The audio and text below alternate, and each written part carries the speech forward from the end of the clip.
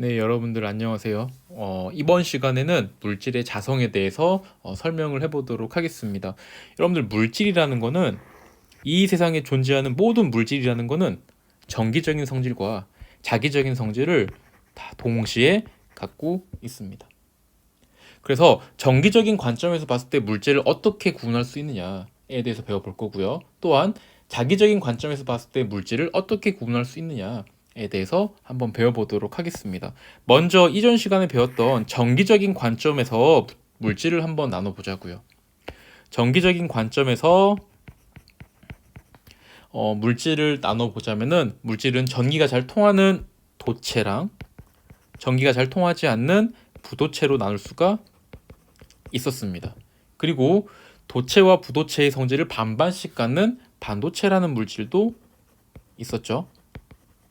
그래서 도체, 반도체, 부도체 이렇게 나눈 것들은 지금 우리가 어떻게 나눈 거냐? 대전체를 가까이 한 겁니다. 즉 대전체를 가까이 했을 때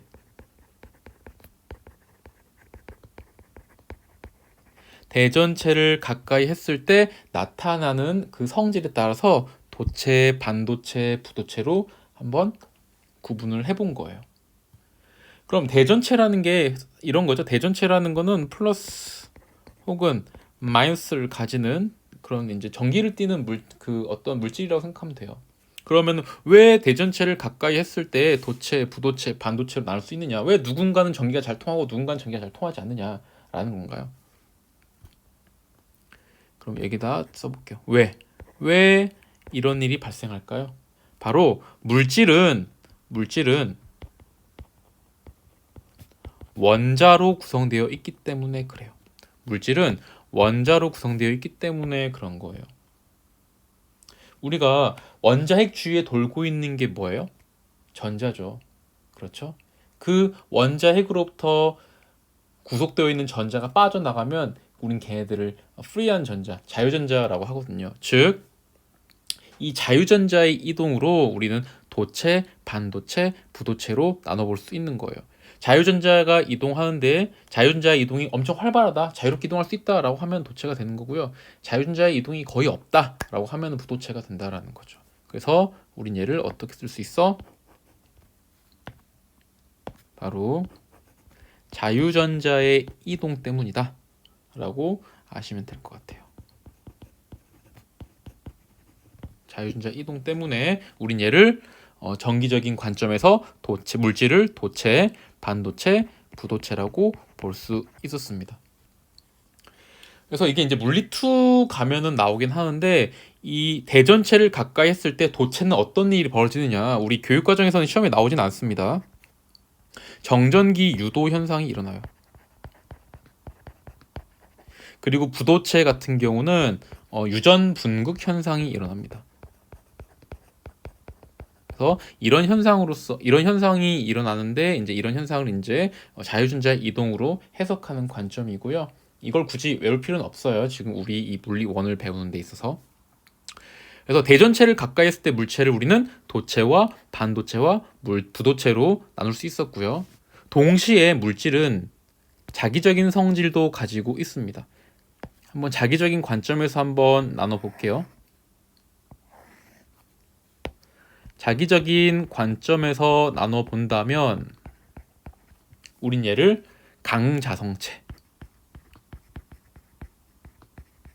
그 다음에 상자성체, 그 다음에 반자성체로 나눠볼 수가 있습니다. 그럼 얘네들은 어떻게 해가지고 나눈 거냐?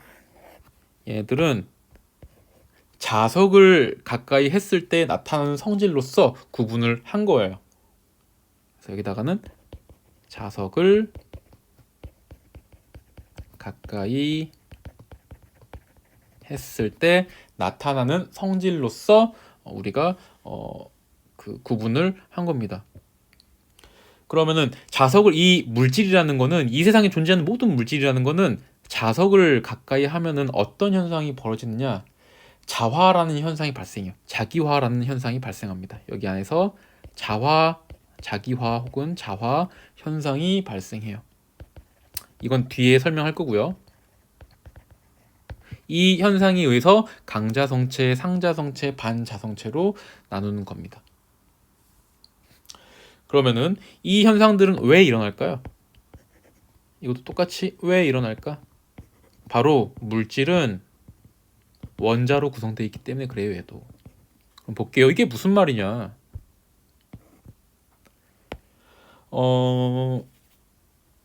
어디다 설명을 해야 되지?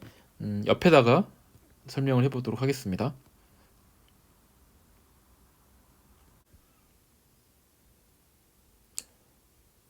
원자를 하나의 자석으로 볼 수 있습니다.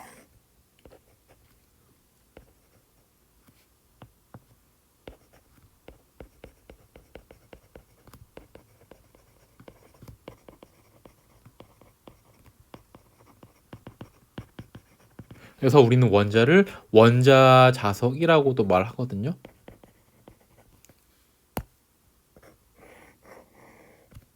그럼 왜 원자가 자석이 될 수 있느냐? 한번 우리 원자 모형을 한번 그려보자고요. 원자 모형 가운데 뭐가 있습니까? 원자 핵이 있고 그 주위를 누가 돌고 있어요? 전자가 뱅글뱅글 돌고 있습니다. 여기에 전자가 있겠죠? 여기에 음의 성질을 띠는 전자가 있습니다. 이 전자는 이렇게 이동하고 있어요. 전자 이동 방향이 이거죠. 반식이라고 해야 되나 이거? 그럼 볼게. 우리 중학교 때 전류의 방향은 전자 이동 방향 반대라고 했었죠. 그렇죠. 전자가 이동하고 있다라는 거는 전류가 흐르고 있다라는 걸 의미하는 거예요. 그리고 그 전류의 방향은 어디가 돼야 한다라는 거예요. 그 전류의 방향은 바로 전자 이동 방향의 반대 방향. 이게 바로 전류가 된다라는 거죠. 얘는 시계 방향으로 흐르고 있는 거예요. 시계 방향으로 흐르고 있는 거야. 그럼 볼게요. 우리 이전 시간에 암페어 법칙에서 전류가 흐르면 그 주위에 뭐가 형성된다라고 했어요. 자기장이 형성돼야 된다라고 말했었죠. 그렇죠. 그래서 엄지손가락 전류, 내 손가락 자기장의 방향 이렇게 감싸주면 어떻게 돼요? 자기장은 이렇게 생성이 될 거예요. 맞죠? 그래서 원자도 자기장을 만드네 라고 해서 우리는 원자를 자석으로 볼 수 있다라는 겁니다. 근데 이 형태는 뭐랑 똑같냐? 여러분들 막대 자석은 잘 알잖아요. 그렇죠? 막대 자석 한번 그려볼게. 막대 자석 여기에 여기에 N극 여기에 S극이 있죠. 그럼 자기장을 한번 표현해보자. 자기장 표현해보자. 자기장 표현하면은 N극에서는 외부에서는 N극에서 발산하고 S극에서는 수렴하잖아요. 그렇죠? 내부에서는 S극에서 발산하고 N극에서 수렴해야 돼요. 그래서 내부 자기장을 그려볼게. 내부 자기장은 이렇게 그릴 수가 있겠죠. 이렇게. 이게 바로 내부 자기장이다. 그래서 우리는 이 원자 자석을 우리가 계속 이런 식으로 그릴 수가 없으니까 어떻게도 그릴 수 있다.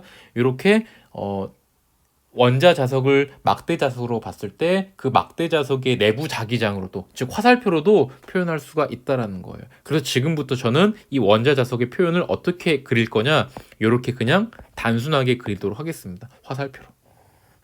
제가 이렇게 그리면 여러분 뭐가 되는 거예요? 그렇죠. 막대 자석의 내부 자기장 혹은 원자 자석이 만들어내는 자기장 이렇게 보시면 될 것 같습니다. 이 화살표 꼭 기억을 해 주십시오. 그럼 교재 한번 봐보도록 하기 전에 여러분들 이제 용어 정리를 한번 더 하고 가야 될 것 같아요. 지금 여기에 보면은 지금 여러분들이 이제 처음 보는 말들이 막 튀어나오죠. 뭐라면 뭐 여기 자성이라는 게 나오고, 그렇지? 또 여기에 또 뭐 자기화라는 게 나오고, 그렇죠? 그래서 자성과 자기화에 대해서 용어 정리를 하고 가도록 하겠습니다. 참고로 자성이란 뭐냐? 자성이란 물질이 자석에 반응하는 성질입니다. 단순해요. 물질이 자석에 반응하는 성질이에요. 그래서 자석이 어떻게 반응하냐에 따라서 강자성체, 상자성체, 반자성체로 나누는 겁니다. 그리고 여러분들 그 자기화라는 게 있는데 우린 얘를 자화라고도 말해요.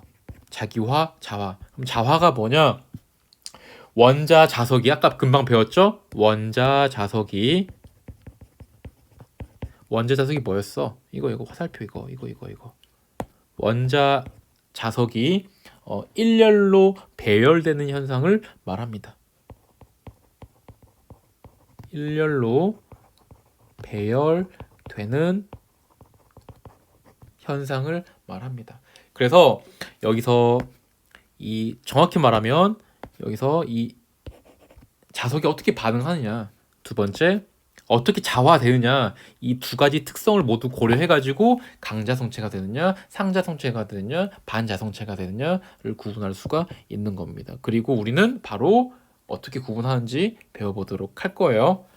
네, 그러면 여러분들 물체가 자석에 반응하는 성질인 자성의 원인이라는 거는 그럼 뭐에 기인한다라는 거야? 전자의 운동에 기인한다라는 거예요. 그렇죠. 그럼 전자의 운동엔 몇 가지가 있어? 두 가지가 있겠지. 전자의 공전과 전자의 자전이 있을 거예요. 전자의 공전을 우리는 궤도 운동이라고 할 것이고 전자의 자전을 전자의 스핀 운동이라고 할 겁니다. 여러분들 화학 시간에 들어봤죠? 업스핀, 다운스핀. 그게 바로 전자의 회전 방향이 다르다는 거야. 그럼 이 자성의 그러니까 물체가 자석에 반응하는 성질은 전자의 궤도 운동과 전자의 스핀 운동에 기인한다라는 겁니다. 그럼 여러분들 이렇게 한번 봐볼게요. 만약에 짝지어진 전자가 있다라고 합시다. 야, 사실 원자라는 거는 이제 원자 번호에 따라서 전자가 여러 개 있을 수가 있겠죠. 그놈들이 이제 어떻게 다양한 방식으로 이제 뭐 궤도 운동하고 스핀 운동하고 그럴 건데 만약에 딱 짝이 지어진 전자가 있다라고 해 봅시다. 여기 짝 지어진 전자가 있다라고 해 봅시다.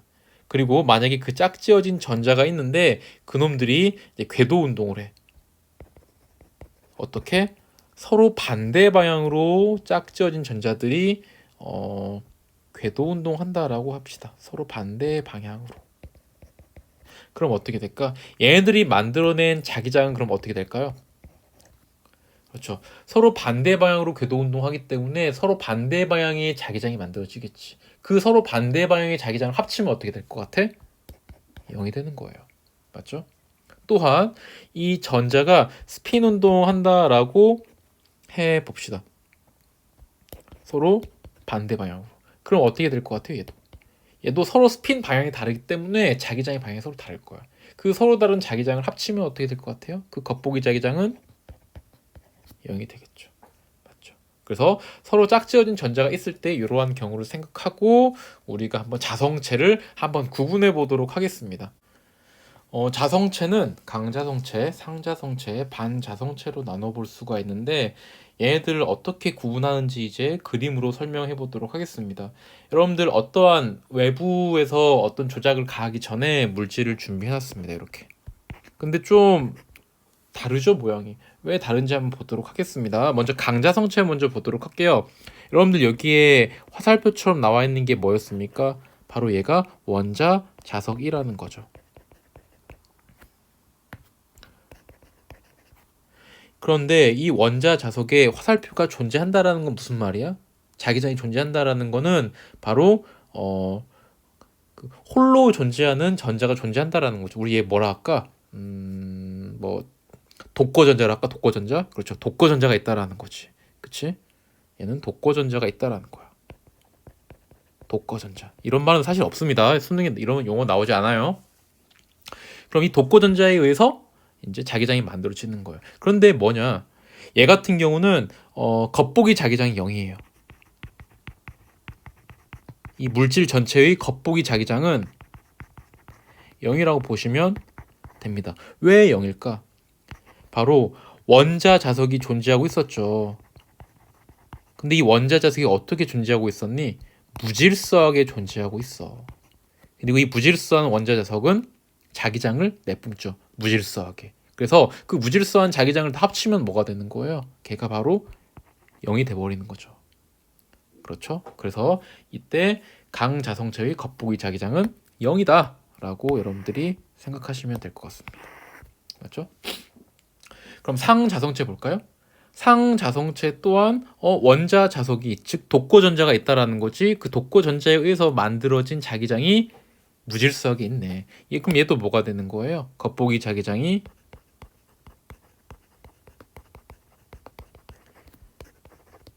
0이 되는 거죠. 왜? 원자 자석이 무질서하게 있기 때문에 그런 거예요. 그렇죠. 얘도 겉보기 자기장 0입니다. 그럼 반자성체 한번 볼까? 반자성체 같은 경우도 근데 반자성체는 뭐야? 원자 자석이 안 보이네? 그렇죠. 원자 자석 그 원자가 자기장을 이제 내뿜고 있지 않다라는 거예요. 원자 자체가 없다라는 게 아니라 원자는 존재하는데 그 원자가 자기장을 내뿜고 있지 않다라는 거죠. 왜 그럴까? 왜 그럴까? 여기 지금 분명히 전자는 있는 거예요. 있는 상태입니다. 왜 그럴까? 왜냐면은 여기에는 짝지어진 전자가 있기 때문에 그런 거예요. 여기는 짝지어진 전자가 있기 때문에 그런 거예요. 짝전자를 할까? 이 용어가 있나? 글쎄요. 짝지어진 전자가 있기 때문에 그래요. 짝지어진 전자가 있다면은 이 개별적인 원자가 만들어내는 자기장은 0이 될 거란 말이에요. 그렇죠. 그래서 얘도 원자들이 많지만 그 원자 자체의 자기장이 0이기 때문에 겉보기 자기장이 뭐가 되는 거야? 0 더하기 0 더하기 0은 다 0이 되는 거죠. 그쵸? 겉보기 자기장은 0이 되는 거예요. 얘는 원자 자석이 없기 때문에 그래요. 원자는 있지만 그 원자가 만들어내는 원자 자석이 없기 때문에 그런 겁니다. 어쨌든 얘도 겉보기 자기장이 0이에요. 그렇죠. 여러분들 강자성체나 상자성체나 반자성체나 다 뭐예요? 자기장이 다 0이에요. 겉보기. 그래서 어떠한 조작을 가해주지 않고서는 그게 강자성체인지 상자성체인지 반자성체인지 모른다는 거예요. 그래서 이제 외부 조작을 가해줍니다.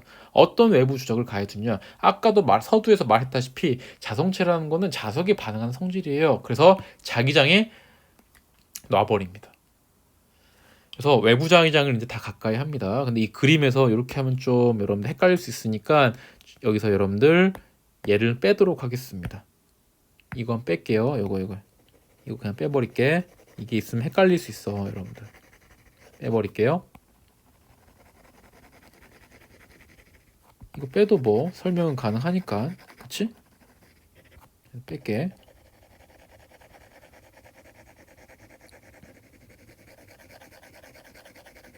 빼겠습니다.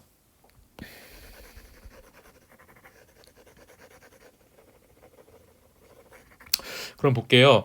여러분들 여러분 자석 N극에서는 무엇을 자기장을 이제 발산하겠죠. 그래서 이 외부 자기장에 의한 외부 자석이 자석에 의한 외부 자기장을 한번 그려보도록 할게요. 이렇게 그려보도록 할게요. 이게 바로 뭐가 되는 거예요? 외부 자기장이 되는 겁니다.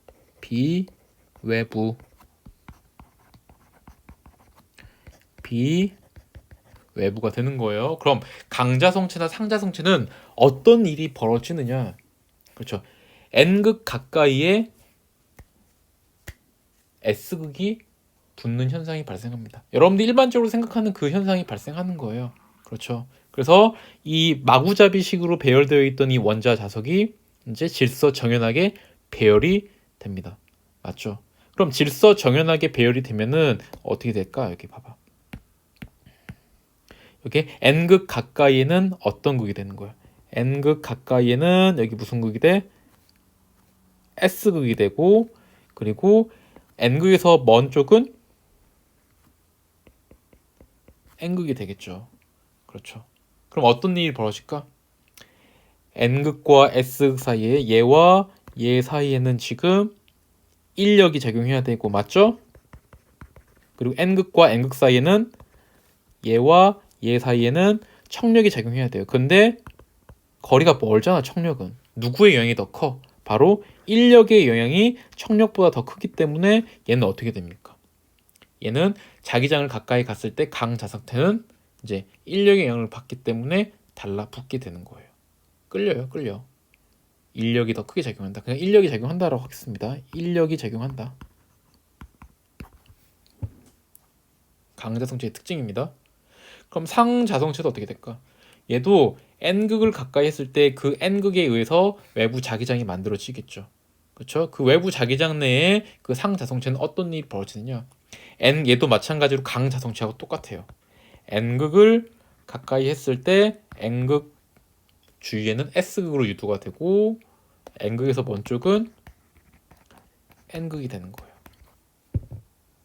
그래서 얘도 인력과 청력이 동시에 작용하는데 누구에 의한 영향이 더 커?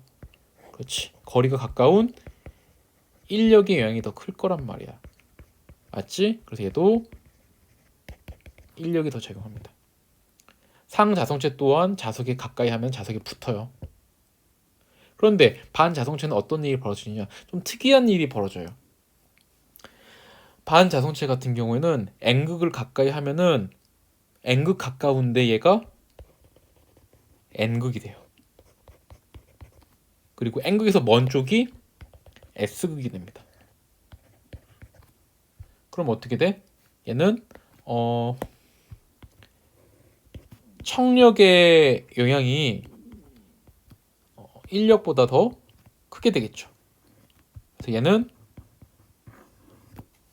얘는 반자성체 같은 경우에는 자석을 가까이 했을 때 자석에 밀리는 현상이 발생합니다. 그렇죠. 그래서 여러분들 첫 번째 문제 풀 때 중요한 거, 먼저 여러분들이 어떤 외부 자기장을 가해 주었을 때 그게 그 물질이 자석에 끌린다, 인력이 작용한다 라고 하면은 그 물질은 강자성체 혹은 상자성체가 되는 겁니다. 그리고 그 물질이 밀린다 라고 하면은 반자성체가 되는 거예요. 일단 강과 상 그리고 반을 구분하는 방법. 자석을 가까이 했을 때 인력이 작용하면은 강과 상, 그리고 청력이 작용하면은 반자성체가 된다라는 거 이렇게 구분하면 됩니다. 그러면은 강자성체와 상자성체는 어떻게 구분하느냐? 이제 가까이 가져간 자석을 이제 다시 제거해요. 제거했을 때 강자성체는 어떤 일이 벌어지냐? 이 자화된 상태를 유지해요. 아까 자화가 뭐라고 했죠? 이 원자 자석이 일렬로 정렬되는 현상이었어요.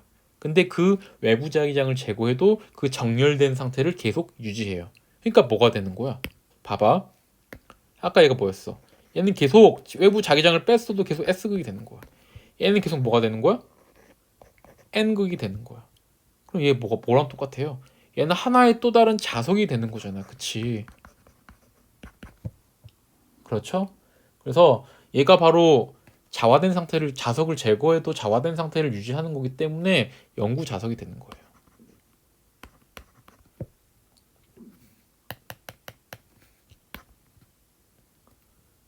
이게 영구 자석이 아니라 이제 영구 자석의 원리가 되는 거죠. 그렇죠? 자화된 상태를 계속 유지하면 이제 그게 강자성체. 근데 상자성체 같은 경우는 어떻게 될까? 외부 자기장을 제거하면은 다시 처음과 똑같은 상태로 되돌아가 버려요. 그렇죠? 이 겉보기 자기장이 0인 상태로 되돌아가 버립니다. 겉보기 자기장이 다시 0인 상태로 되돌아가 버려요. 다시 무질서한 상태로 되돌아간다라는 거죠. 이러한 차이점이 있고요. 그다음에 반자성체도 어떻게 됩니까? 자석을 가까이 했을 때는 밀려요. 한데 자석을 멀리 하면 어떻게 돼요? 다시 원래 상태로 되돌아갑니다. 다시 해도 겉보기 겉보기 자기장이 0인 상태로 되돌아가 버려요. 그런데 요 상황과 요 상황의 겉보기 자기장이 0이 되는 이유는 이제 원리는 다른 거라고 했었죠. 그렇죠. 그래서 이렇게 구분하면 될 것 같습니다. 정리하도록 하겠습니다. 이 세상에 존재하는 모든 물질은 자성체예요. 그래서 어떻게 자석에 반응하냐에 따라서 강자성체, 상자성체, 반자성체로 나눌 수 있습니다. 먼저 강자성체와 상자성체 그리고 반자성체, 즉 반자성체인 것과 반자성체가 아닌 걸 구분하기 위해서 어떻게 하면 돼? 자석을 가까이 하면 됩니다. 그렇죠? 자석을 가까이에서 이렇게 구분합니다. 그 다음에 만약에 자석을 가까이 했는데 끌린다 그러면은 강자성체와 상자성체가 되는 거고, 밀린다 반자성체가 되는 겁니다. 오케이? 그 다음에 강자성체와 상자성체를 구분하는 방법은 뭐예요? 어떻게? 자석 가져다 댄 걸 갖다가 빼버려. 그랬을 때 그 자화된 상태를 계속 유지하면 이제 강자성체.